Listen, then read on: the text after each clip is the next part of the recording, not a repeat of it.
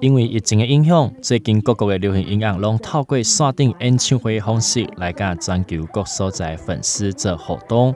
4月16號，伫咧台南 YouTube 邀請到韓國的人氣明星崔允佑，也有男團甲女團，做伙伫線頂來甲粉絲見面。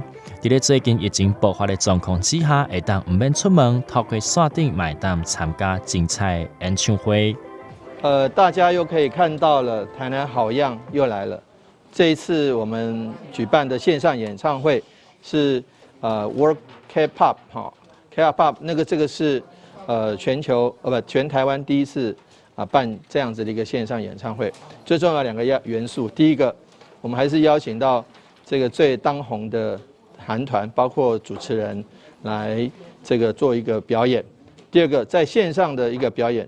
第3个很重要的，它有融入台南的元素。包括介绍台南的风土人情，还有景点美食，这些通通都在这次的演唱会里面。我相信很多台湾的迷哥迷姐们，或者是很多好朋友，其实都想看一看这到底是什么样的演唱会。就欢迎在4月16日这个礼拜六晚上8点钟来这个进去我们台南好样的这个频道中来观赏，也可以在头目在 YT 在 YouTube。的频道中来观赏。伫咧这2档疫情的关系，台南市政府透过线顶演唱会的方式来满足大家的愿望。这摆演唱会结合水、风、火、土、爱等5大元素，搭配着台南在地文化景观，透过线顶的方式来甲台南行销到全世界。台南新闻刘品言采访报道。